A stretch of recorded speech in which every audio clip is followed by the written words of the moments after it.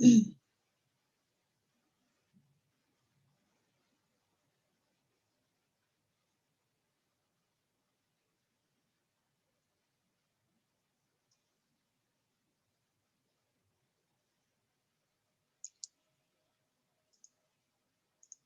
class.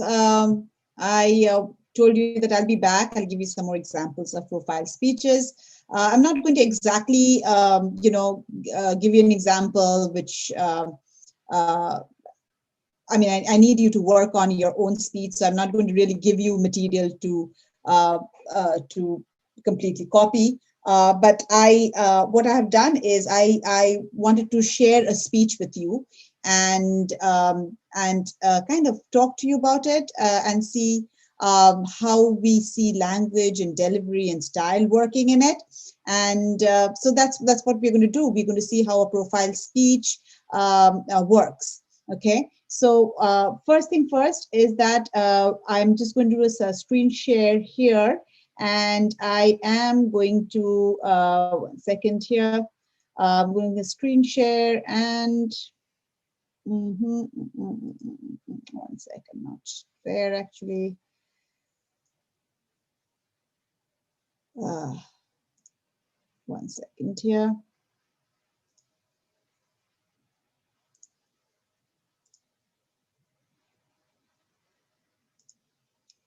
Yeah.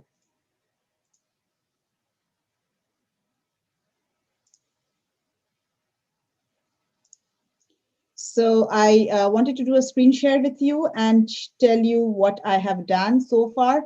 All your speeches of introduction have been graded, and the grade is now on it's on your grade book, and you will see that everybody, all of you, have got a video feedback from me. Okay, so let's say I'll just give you one example here. This is Sebastian's work. Hello, everybody. And this is his work, and this is my comment. So once you go to your video, you should be able to see that I have given you my comments as a video feedback. So you should be able to click it. And hi, Sebastian, thank you for your speech. Okay, so here so everybody should have got your grades back on your speech of introduction. And in this video, you will see that I have kind of provided you a feedback of your speech of introduction and kind of welcomed you to the class. And also, I have looked at your discussion forum, and I have commented on your George Bush's 5-minute speech, your analysis of that, and I've also commented on whether you've engaged with your peers in the discussion forum. And if you've engaged, then could you have made it better? Just give me some pointers.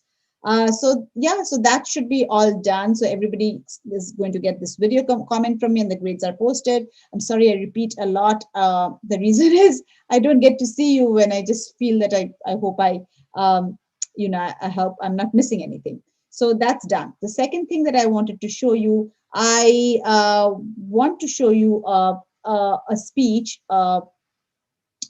An example of a profile speech, and I want you to watch it. It's a good speech, and I'm going to share this with you so that you have more of an idea, because I told you that I'm going to share a sample speech with you. I'm not a big fan of doing that. The reason is that I really want you to do some original work, as opposed to kind of putting this in your head that this is the way this speaker has spoken. I mean, you should develop your own content, your own method, your own style. So I'm not really a big fan, but since we are in this online format and we're missing this in-person thing, so the more help you get, I think the better. So I will now show that to you. I will just get into the course. It is my 1 second, I'm just looking for it here. Yeah, let's see. Yeah, so I'm going to show you how this is a profile speech, exactly how you have to, you have to also give your profile speech. So I'm going to play this, and before I start playing, I'm also going to show you this. Okay. So this is the profiles. It starts here. The student has recorded himself. I'm going to tell you what are the things that I told the student to improve in terms of like positioning himself away from the camera, the techniques of filming himself. So those are the things I'm going to talk to you about. I also show you that, you know, I heard the student's speech. And I asked his peers, just like you will have to give a peer evaluation. In his class, his peers would also did the same thing. They provided him a peer evaluation, and I completely told them that they need to give him a peer evaluation as a video format. So I'll just show you how they have done that. So here we go. I think I can show you this one. Is pretty, yeah, let me show you this one. Accredited, thanks. Okay, one second. This is the voice is not coming through. Let me show you. Which one did I want to show you? Okay, maybe this one. Or... Hey, Andre, I just watched your speech. Thought you did a good job. One second. I don't know why the picture is not coming. One second here. Yeah, this is. His story was so cool to hear. I think it's amazing that the year that you and your dad met, you were able to go through so much together. I feel like that builds such a strong relationship, and just like the bond becomes so much stronger, and you guys probably became so much closer because of it. Yeah, just like from beginning to end, it was like a story. Okay, so you can see that this is exactly what you have to do. You have to hear the speech here and then hit the video and then provide your comments. Okay, so she provides, she has about a 2-minute response and she provides a comment here. And this is my response to him, just like I responded here. Oh, Andre, what a wonderful, wonderful, wonderful, heartwarming speech. It's a speech to remember, and you know, you set yourself in. Okay. So I'm now going to play his speech, and I want you to hear his speech. Okay. The story that I want to talk to you guys today about is winning the championship. And it was actually my first championship. All started at the age of 7, growing up and playing basketball. And I pretty much played basketball every day, found a way to play basketball. And it seemed like there was nothing greater than going onto a basketball court and running up and down, shooting, bending, and enjoying myself as a child. However, there was one thing that I was missing: my father. My father had left at a very early age, very questionable terms, and I did not see him again until the age of 27. Through that time, I had played on all types of teams, and because of the way that I grew up, a lot of the teams that I chose were teams that that had people that were less fortunate than I was. Teams that that involved players that you wouldn't necessarily choose to win a championship or to win a basketball game. And my thought was, those people that were similar to me, maybe I can pull those guys in order to be able to win a championship. Well, it never happened. So I got used to losing a lot. I met my father at the age of 27. And in our first meeting, it was in church. And my mom had told me that my father wanted to talk to me. And I told him if he wanted to, he would have to meet me in the church. And it was so amazing because my father, when he looked at me from head to toe, he saw the resemblance of himself, and it shocked him, shocked me as well. There are tears that kind of welled up in his eyes and tears welled up in my eyes. And I went and gave him this big hug that I'd never given anyone else before. And in that, I felt a sense of vulnerability, that someone accepted me just the way I was. And there was no need to put on a show. There was no need to fake my feeling towards the person. It was my father. It was my dad. That year, my father came to our first season. Well, came to his first season for me. And right off the bat, my father from the first game pulled me to the side and he told me things that I can do within the game, such as take leadership. He put me in a position I wasn't comfortable in and running what they call the point guard, which is the leader of the team. And at this position throughout the season, my father told me hints in terms of things that I could do, things that I should do, how to gain respect from a team, how to take over in certain situations in the game. It was invaluable. I've never learned that before. So needless to say, we made it that season to the playoffs. Given our record, we had a pretty awesome streak of wins that put us right into the playoffs and soon after the championship. In that championship game, the team loved my father so much that they coined him as the coach of the team. He sat on a bench with us. He coached not only me, but the guys on the team. And my father did something very special that day. He brought as many of my brothers and sisters along as he could. So I had a big fanfare on the side. I had all of my teammates wanting my dad to coach. And for the first time, I felt like a 7-year-old boy playing basketball, running up and down the court, only now my dad was there.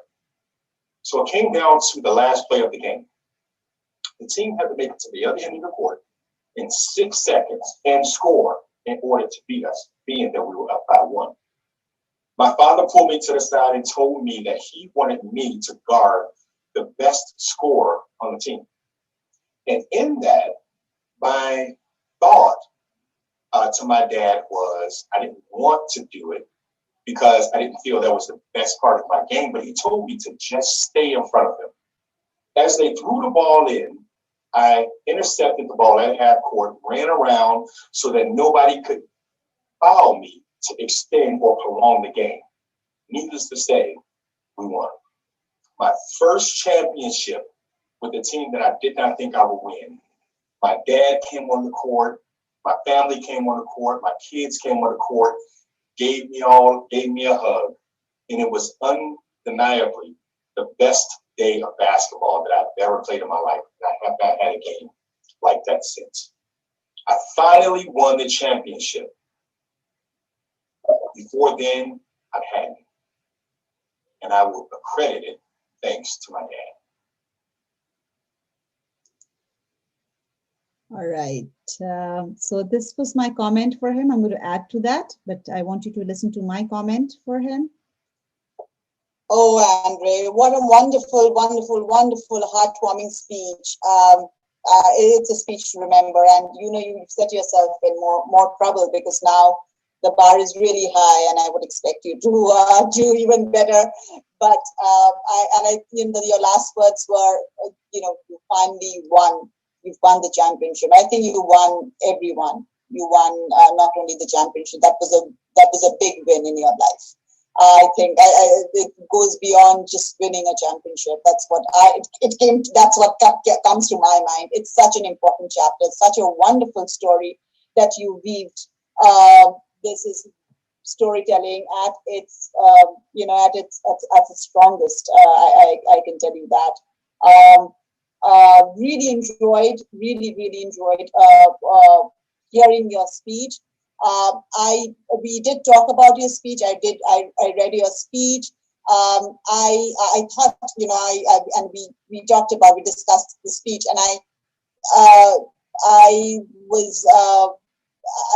had high expectations from the speech, as I told you, but I did not really understand how well you'll be able to emote this. So you did it very well with just the right balance, not too much emotional, yet having that balance and really touching the human emotions. And I think the human emotions that you touched were very universal. So very well done. I really do not have any feedback to give you, anything that you need to improve. The only thing that I can say is something very, very technical is And I saw that you knew your speech. It's not that you were reading off something. I'm never going to say that to you. But if you could show me your note cards before the speech, that would be wonderful. And also, see if you can position yourself a little further away so I can see the whole of you. But it really this time, I really cannot say that about you because I was able to see your hand gesture, your body movement, your eyes.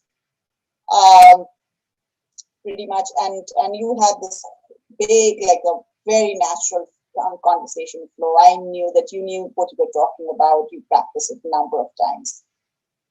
So very well done. I keep up the good work, and I expect the bar has gone higher. I expect something more wonderful from you next time. All right. Thanks, Andre. Bye.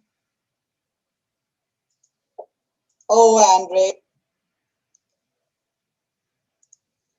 All right, so you did hear his speech. So what theme do you think he talked about?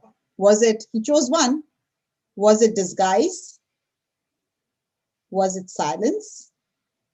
Or was it resilience? When I spoke to Andre, I asked him and I said, you know, I did it in an order. I actually went through his speech. And then I said, can I think about this as resilience? And he said, yes. You know, the fact that he didn't give up. He knew that he was not doing, he wasn't good at basketball, and he kept pushing. He kept pushing. He kept pushing. He didn't lose his hope. And a big factor in his life, and that led him to his final win was his dad. And so the story was beautifully merged. I mean, it wasn't only about him, him pushing through it and trying to win the basketball championship, but it was also about meeting his dad for the first time. So actually, it was so many emotions that merged into the speech. I think that made it very rich. It was about, he chose resilience or hard work. He chose that. But I don't think that hard work would have been complete without the presence of his dad. So his dad, and he met him for the first time. So both the stories came together. All right. So that's one of the things that I'm just discussing this. As this was a 5-minute speech, and you saw that he spent about 5 minutes 30 seconds about that time. So I told you, yes, 5 minutes 30 seconds is fine. 4 minutes 30 seconds is fine. Anything beyond that or below 4 minutes 30 seconds is not going to be fine. All right. So so this is what you need to do in your profile speech. Again, I showed you an example. It's one of the really good strong speeches that I wanted to show you. Is that you just have about 5 minutes, okay? And there isn't a whole lot of time to develop an introduction, and there isn't a whole lot of time to develop a conclusion. So you see that in his speech, if you go back, you rewind this video and you go back to his speech, he isn't really summarizing the main points in his conclusion. He's adding a perspective. He's adding a new perspective, the insight that he gained. He said that I had never won. This was the first win for me. This was my first championship that I won, and I'll always remember this one. That basketball was never that good for me as that day. All right.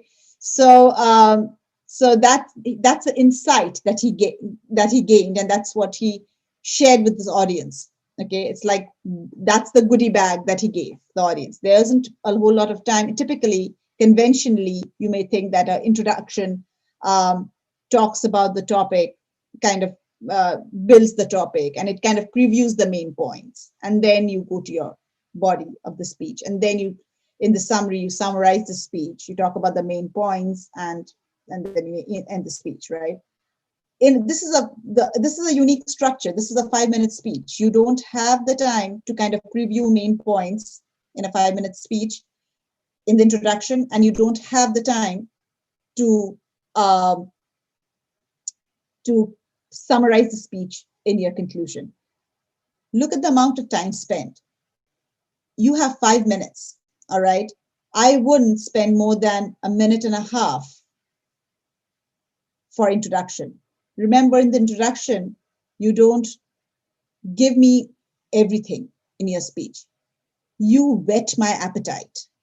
You say something that makes me curious. There should be an attention grabber, that there should be a hook for me in your speech that makes me think either I want to hear your speech. All right. In this situation, what did Andre do? He talked about his the fact that he started that he was only 7 years old and he had never met his father, and his first meeting with his father. So that in itself, he was not a good. He kind of told us that he wasn't a good basketball player. That was a disadvantage that he had, and he didn't meet his father. He didn't know his father till he was 7. So that in itself, kind of, we're trying to figure out how do these two stories, basketball, father, how does this connect? So he kind of builds it. Like he doesn't tell us the story, but he kind of builds it up. He gives us just about a little for us to be curious. Think about this as a movie trailer. Does the movie trailer give out everything? It doesn't, right? When you watch a movie in the movie theater, remember, those were the good days when we would watch movies and we would see trailers. The trailer doesn't give us everything, it just gives us the high points and pictures it and positions it in a way that we are curious and we buy the ticket and we want to watch the movie. Think about your introduction that way. Don't give away everything. Use strategies that invites the audience into your discussion. Think about some rhetorical tropes that you can use. Rhetorical tropes is considered rhetorical tropes as the jewelry of a speech. Okay, you adorn the speech with rhetorical tropes. Rhetorical tropes can be of different kinds. It could be a rhetorical question where you ask a very common strategy is when you ask the question to the audience. You know that you want the audience to think about certain things, and you ask the question to the audience. You don't really require the audience to respond to you, but you want them to start thinking. That's a very effective strategy of making the audience curious and making them think the way you want them to think. Okay, so it could be a rhetorical question. It could be a hypothetical situation where you take the audience on a trip, like an imaginary trip. Imagine yourself locked up in a room for days. You're not able to see the sunlight. You're not able to see anybody. You're surrounded by walls on all sides. And you kind of create this claustrophobic imaginary situation, and then you take them to the topic. I have often used this kind of introduction when I talk about euthanasia, mercy killing. All right. When I talk about euthanasia, and especially if I'm doing a pro-euthanasia speech, where patients actually feel that way, that's the exact feeling that they have, that they're kind of locked up and they need to be set free. So I kind of create an imaginary situation so that the audience kind of begins their journey with me, and then I introduce the topic of euthanasia or mercy killing. Okay, so it depends. So it depends upon your speech, and what strategy you want to use. So there are different kinds of strategies. Hypothetical example or a hypothetical situation, a small story, anecdote, right? Sometimes a small story, you begin your speech with, have you ever been in a situation where you describe the situation and the audience immediately is with you because they are able to find themselves in your shoes, all right? And they are with you, and then you get them on board, and then you start your topic. So it could be a small anecdote, it could be a startling fact, it could be a rhetorical question, something that is an attention grabber. You need to get the attention of the audience. Okay. So you need to do that in your introduction. You don't give away what you're talking about. All right. So think about that. The conclusion, if you hear Andre's conclusion, it's a perspective. it's the insight that he gained. He's really not summarizing the speech. He's talking about, it's a 5-minute speech. He doesn't have the time. He needs to make an impact. Andre needs to make an impact in his 5-minute profile speech. So he talks about the insight that he gained. The fact that his father was his family and his father was his coach, and he was responsible for making him win. And I added to his discussion, I told him that this was just not the winning basketball. You won a lot of things that day. It was a big win for you. Okay. So that's how you do a conclusion. You kind of add your insight, one insight that you got, and that insight that you want the audience to have. Think about it, like audience is going to leave after your speech. You want to give them a goodie bag. What do you want them to take with you? And that's your conclusion. That's whatever is in your conclusion, that's going to stay with the audience. Okay. So I'm going to show you another one. It's about a little more than 5 minutes, about 5 minutes, 40 seconds. I'm showing you storytelling. And this one is not, I can say, I want you to think about the theme of the speech. It is about somebody's personal story. All right.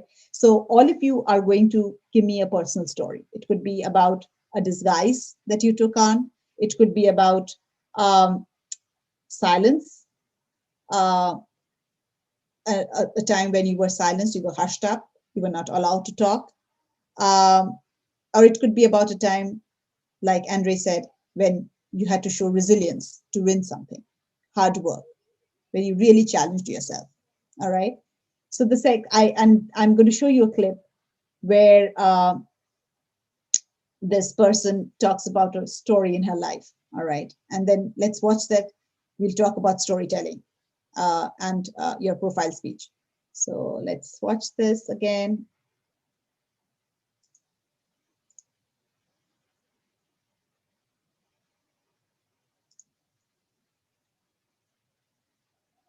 One second here, class, 1 minute. Yeah, it is here.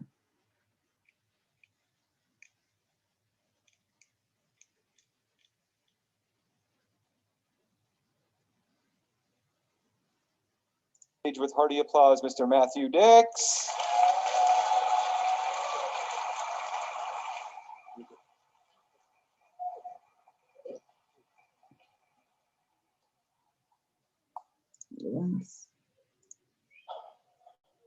My parents were the opposite of helicopter parents. I'm not able to. They were the Hubble Space Telescope of parents, perpetually positioned as far away as possible and always looking in the opposite direction. And so I spent much of my childhood trying to get attention from my parents and other people. When I was little, I became a daredevil. I tried to place myself in the most dangerous position possible. I once wrote. I'm going to play this again for you. I missed about 40 seconds of this thing because I was trying to move around the screen. So just play it again from the beginning, okay? I hope the volume is fine. Yeah.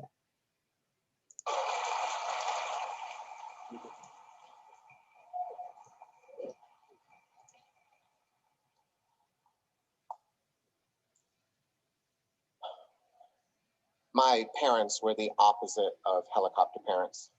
They were the Hubble Space Telescope of parents, perpetually positioned as far away as possible and always looking in the opposite direction. And so I spent much of my childhood trying to get attention from my parents and other people. When I was little, I became a daredevil. I tried to place myself in the most dangerous position possible. I once rode my bike off the barn roof just to get my mother to look at me. When I was in middle school, I trained myself to read books upside down, thinking that this would be a superpower that my parents and my friends would be impressed with. And in junior high, I was the first boy to have chest hair. So I started wearing button-down shirts that I would button just to the navel so they could see my burgeoning manliness. None of these things worked, but they all paled in comparison to what I did my freshman year of high school at Blackstone Millville Regional Junior-Senior High School. Our school had a long and storied tradition of hazing that went something like this. Seniors humiliated freshmen for 2 months. If you survived and you put up with it, at the end of 2 months, There would be a dance, the freshman senior get acquainted dance. And after that, everything would be fine and you would be embraced. I saw my opportunity to get attention. On the third day of school, I was walking through the cafeteria and a table of senior boys called me over and told me I needed to bring their tray up to the kitchen. And I said no and kept walking. So this boy named Dan, who was actually a man because he was like 2 heads taller than me and had a mustache, he came up and he shoved his tray into my arms. I dropped my hands and the tray dropped between us. And an ice cream scoop of mashed potatoes landed on his foot. In the movie version of this, the entire cafeteria goes silent and everyone looks at us. In the real life version, no one pays any attention and Dan punches me in the stomach as hard as he can. It was on. Now, I had seen The Karate Kid the summer before, and I saw how Daniel-san took on Johnny and those Cobra Kai and ended up with Elizabeth Shue as a result. And I decided I was going to be the Karate Kid of Blackstone Millville High School. Now, I didn't have Mr. Miyagi, and I didn't know how to do karate, so I was going to embrace what I did best. I became the Karate Kid of pamphletry. I stood in front of my school in the morning and I would hand out flyers to kids as they were walking up the steps. The flyers said things like, seniors are wimps. The class of '85 sucks. And they would take my pamphlets and they'd walk up and they'd look at it. And when they realized what it was, they would like throw it away, knowing how radioactive it was. And it was radioactive because the seniors made me pay. I was kicked in the groin so often that I actually started wearing a cup to school every day. The seniors brought in signs that they would hang off your neck, and they would say things like class of '85 rules and seniors are the best. And I took my sign with pride and went into first period. And then I flipped it over and on the back, I wrote seniors suck. And I left the class at the bell and walked down to second period, proudly displaying my sign. And I got paid back big time.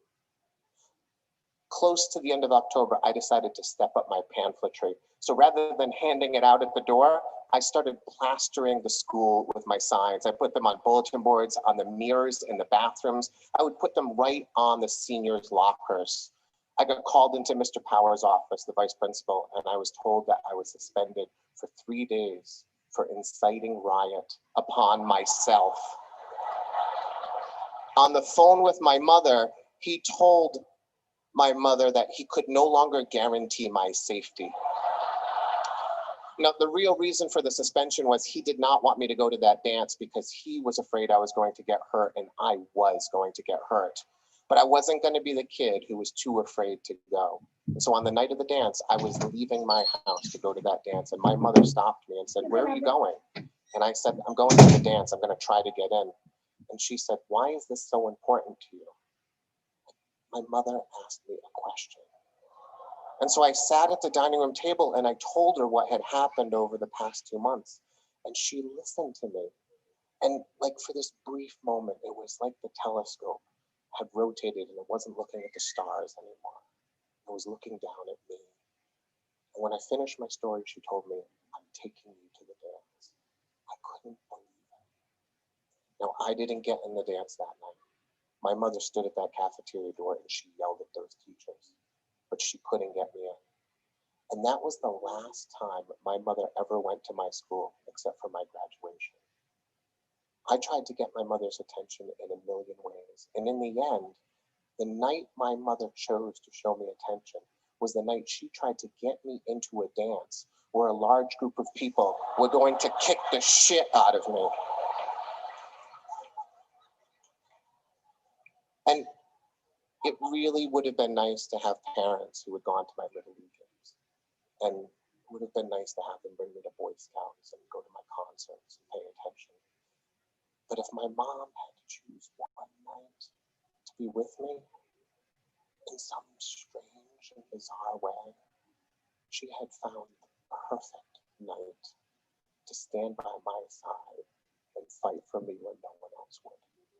Thank you.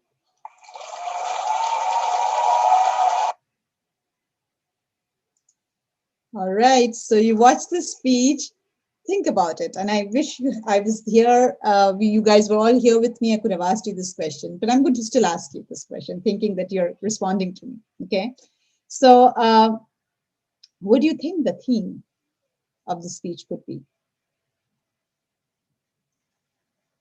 I think it could be silence, right? It could be silence and resilience. A funny take on silence and resilience.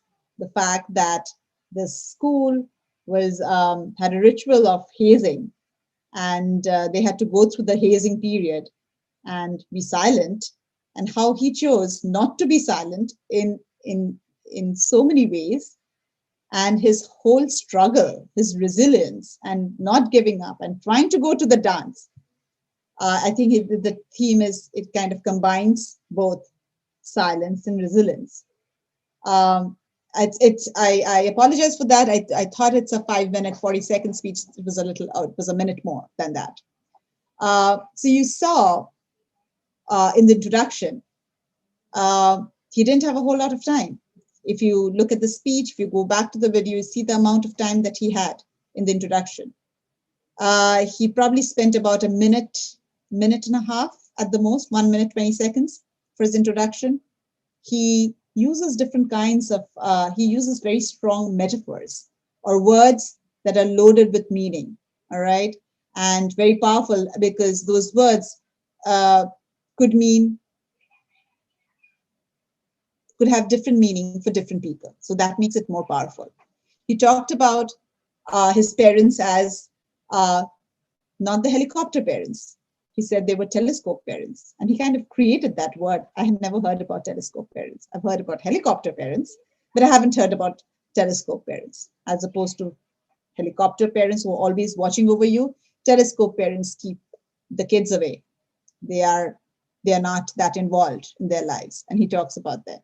And you saw how he connected that, and he again used, in his conclusion, he again talks about his parents being telescope parents, and how that had reversed the night that his mother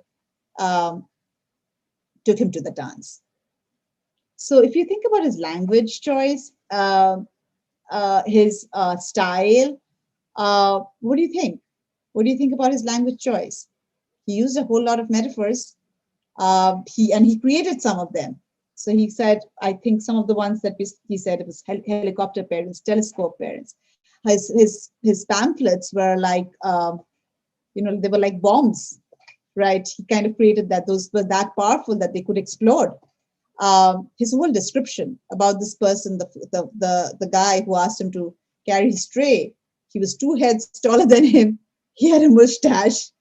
And, the fact kind of creates this whole bully kind of situation. The karate, the allusion to Karate Kid, all right?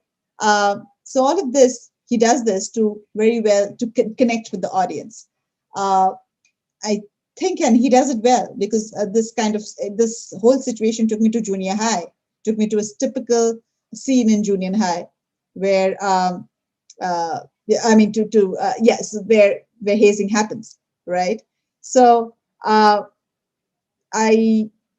want you to think about this speech, and I also am going to share this with you. A few things is second here.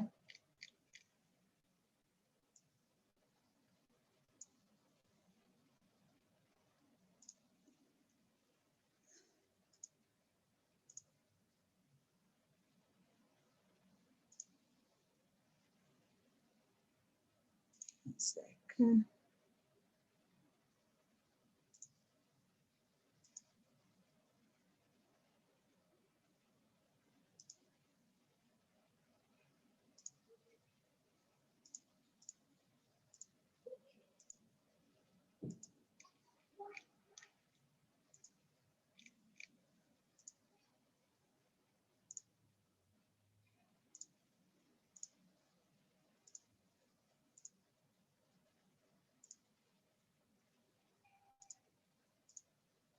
This is what I'm going to talk to you about. This is oral style, all right? So when you're writing a speech, and this is the first time you're writing the speech for this class, remember that, and I would have shared this with you if I would have been teaching you face-to-face. I'm doing that same thing in a recorded video. So remember, when you're doing the oral style, it's slightly different than the written style. when you are writing a paper, you are writing it for an audience who's going to read. All right, read your speech or read your paper, and go back, think, has the time to do that. But when you're talking to an audience, the audience can only hear you. All right, they can only hear you once. Forget, not all speeches are recorded. They can only hear you once. So you got to make an impact with the word choice. What kind of words are you using? All right. So you can see here with the speech that he used, the speech that he did, the kind of words that he's used, a very powerful, small, simple words. He's kind of created characters. If you think about this, there's this bully, there is this principal who's saying that, I'm not going to take his responsibility. There's this mother who's a telescope parent. He's created characters in his speech, all right? And he uses language, short sentences, not using anything big. He knows the kind, he's the immediate audience, the particular audience that is who's in front of him I would think that it's a pretty, an audience who is here for a good time, wants to hear him entertain. It's not expecting anything extremely heavy. So he knows who he's talking to, and he knows he just has 5 minutes. Okay, so he uses very descriptive words. All the words that he uses is very descriptive. The fact that how was he trying to get the attention of his mother? That was just very funny, right? All his strategies of getting attention from his parents. Okay, all of that was put in very descriptive language. So that's what you got to think about. Okay, when you write your speech, you got to use words and language that is very descriptive. Speech writing. All right, speech writing is something that needs to be learned. And if you have good speech writing skills, 50% of your work is done. 50% is emoting and delivery, and 50% is speech writing. So that's one of the things that I wanted to talk about in terms of oral language.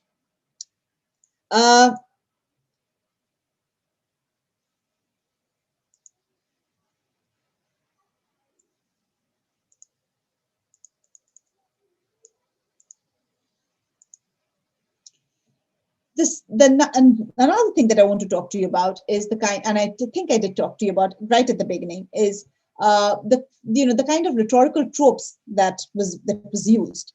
Rhetorical tropes is basically, if you just think about it as the most simple way to remember it is, think about it as jewelry. All right, you wear a nice dress, you wear nice shoes, and you need some accessory. Think about rhetorical tropes as that, jewelry, accessory. Okay, so the jewelry in the speech comes through rhetorical tropes, and there are several. The slide just talks about maybe 4 of them, but there are several that you can use. A simile is when you are comparing 2 different things with a connecting word like. Metaphor is the one that was used a lot in this speech. And I have seen in my personal style, I use a lot of metaphors. Metaphors are very powerful. Those are just 1 or 2 words that is loaded with inner meaning. All right. And the power of metaphor comes from the fact that the way once you hear a metaphor, a word, for example, telescope parents, right? It could mean something to me, and it could mean something to somebody else in class. Maybe it could mean something very different to Maria. The reason is we look at metaphor through our interpretive lens. My lens, the way I interpret information and words, is shaped by my past experience. It is shaped by the culture that I grew up in. It is shaped by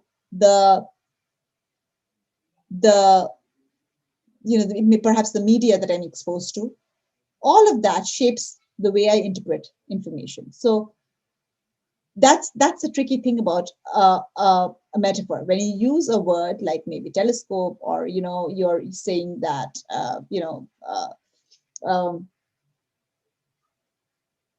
there were so many, I can't remember right now, but there were so many metaphors that were used in this speech. When you're using that, it can be very powerful. And audience can interpret it differently. All right. So that's the power. And you got, when you use it, you got to use it judiciously. You want to think that and you need to help the audience to think the way you want them to interpret it. Okay.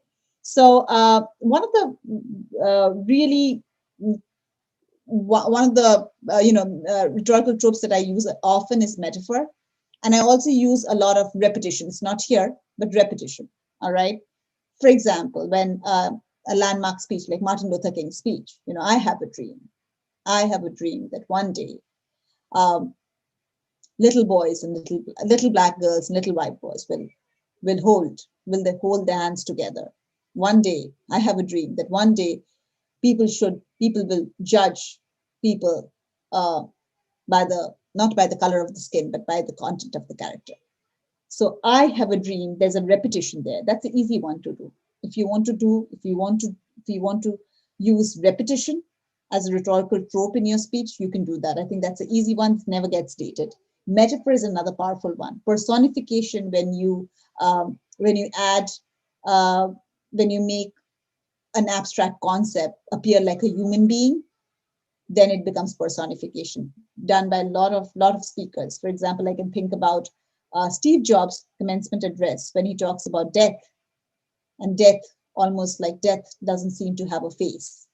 Okay, he talks about death, and it almost seems like death is a human being with a face. Okay, so that's also pretty strong.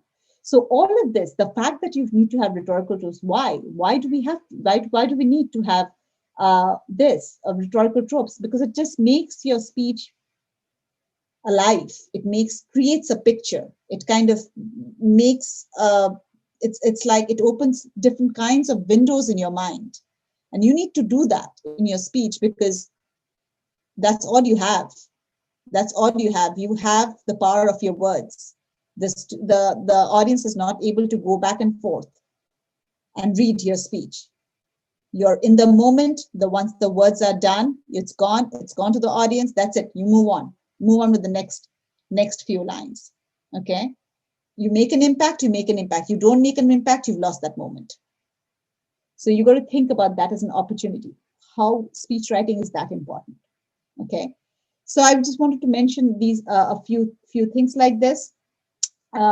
Just don't want to go through all the slides. I think that's pretty evident. I wanted to talk about things that will be helpful for you for your profile speech. Yeah, so I don't have anything else to share. Hope this video wasn't too long. I don't want to. 1 second here. Yeah. So I hope you are writing your speech, your profile speech. Hope you are able to choose either disguise or silence or resilience as your theme, and share your story. All right. I gave you all 2 examples. One was about resilience. You heard Andre speaking, and the second person was he talked about resilience, silence, and resilience. You can combine, but you just need to pick one theme. If you want to combine themes, that's fine. It's up to you, but you're not required to. You just need to talk about one. All right. I want you to start writing, hearing it out. It should flow as a story. This is what you're going to do is you're going to do 5 minutes of storytelling. I kind of gave you some advice about introduction, is how you attract the audience and you whet their appetite and make them invite them to your speech. And then in the body, you can talk about your whole experience, and try to have very descriptive words, descriptive imagery, as much as imagery as possible, words that bring images in the minds of the audience. And then in the conclusion, you don't have time. You probably have about a minute for your conclusion. And share the insight. What insight did you get through your experience? And what insight should the audience take away with them? What goodie bag do you have for them? All right. That's speech writing. That is the speech writing part. The next thing is, once your speech is written, practice it. Keep practicing it. Okay. I would video record myself, just on my cell phone or something, and read my speech. Just read it out and hear without video recording, just the audio recording. I would just hear my speech. All right. And then I would understand where I need to change a few things, where I need to pause, where I need to emote, where I need to do some vocal modulation, where my voice becomes soft. Did you notice in the last speech, his voice became really soft because he was no longer being funny. He was saying something meaningful, how his mother connected with him at that night when he needed his mother the most. She was there. And if she had chosen any other night, it wouldn't have been that meaningful. But that night made the most sense to him. So at that point, you might have noticed his voice had really softened. He's changing his tone to show that he's moved from humor to something meaningful. You got to do that strategically in your speech. Think about the tone that you're using. Where should you have a loud tone? Where do you need to soften it?